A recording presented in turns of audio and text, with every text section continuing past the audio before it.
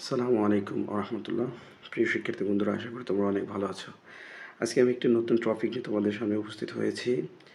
যে তোমরা জানো যে আমাদের বাংলাদেশের একটা প্রাচীন ঐতিহ্য আছে। সেখানে অনেক মানে অনেক জিনিস রয়েছে যেগুলো আমরা হয়তো অনেকেই জানি না। অনেক তথ্য আছে, কাহিনী আছে, সেগুলো কিন্তু আমরা অনেকেই জানি না। তো আজকে আমি এরকম কিছু তোমাদের গুরুত্বপূর্ণ জনপদ নিয়ে আমি কথা বলবো। সেই জনপদটা আসলে কোন কোন অঞ্চল নিয়ে বা কী অঞ্চল নিয়ে গঠিত হয়েছিল, গড়ে উঠেছিল, সেইটা নিয়ে আজ তুমি কথা বলবো। তো দেখো এখানে আমাদের আমাদের যে জনপদ রয়েছে, যে বিভিন্ন জনপদের নাম, যেমন আমরা বলি পুন্ড্র, তারপরে বঙ্গ, গৌড়, সমতট, বরেন্দ্র, হরিকেল। এগুলো কিন্তু আমরা জানি যে এগুলো হলো এক একটা হচ্ছে হলো জনপদের নাম। আসলে এই জনপদটা কীভাবে মানে কোন কোন অঞ্চল নিয়ে গঠিত হয়েছিল, এটা কিন্তু আমরা অনেকেই জানি না। এখান থেকে প্রায়ই আমাদের কুইজ টেস্ট বলো বা বিভিন্ন চাকরির পরীক্ষা বলো না কেন, প্রায় এখান থেকে একটা না একটা প্রশ্ন জিজ্ঞেস করেই থাকে।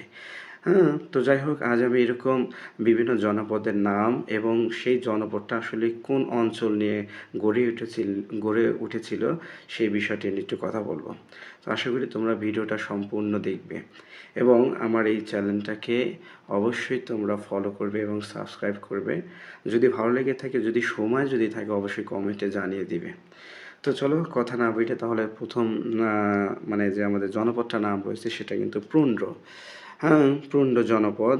এবং এই পুন্ড্র নগর আমরা জানি, পুন্ড্র নগর আসলে এটা কিন্তু মহাস্থান নগর, আমরা এরকম বলে থাকি যে পুন্ড্র নগর আসলে আমাদের যে অঞ্চলটা নিয়ে গড়ে উঠেছিল সেটা হলো বগুড়া। বগুড়া জেলার বগুড়ার অন্তর্বর্তী যে অঞ্চলটা ছিল সেটা নিয়ে গঠিত হয়েছিল আমাদের পুন্ড্র জনপদ। এরপরে রয়েছে যেটা, সেটা হলো বঙ্গ। ওকে, এই বঙ্গ জনপদটা গড়ে উঠেছিল যে অঞ্চল নিয়ে, সেটা হলো ঢাকা। সেটা কি? ঢাকা। এবং পরবর্তী যে জনপদটা ছিল সেটা হলো গৌড়।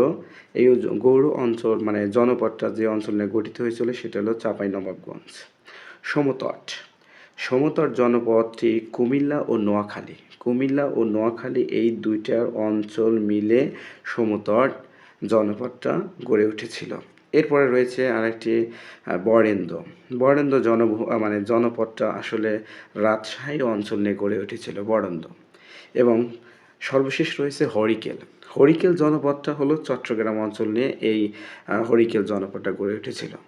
এই সর্বমোট 1 2 3 4 5 6টা, এই 6টা ছিল জনপদ: পুন্ড্র, বঙ্গ, গৌড়, সমতট, বরেন্দ্র এবং হরিকেল। এই 6টি জনপদ এই সকল অঞ্চল নিয়ে গঠিত হয়েছিল, যে পুন্ড্র বগুড়া, বঙ্গ ঢাকা, গৌড় চাঁপাইনবাবগঞ্জ, সমতট কুমিল্লা ও নোয়াখালী, বরেন্দ্র রাজশাহী এবং হরিকেল চট্টগ্রাম।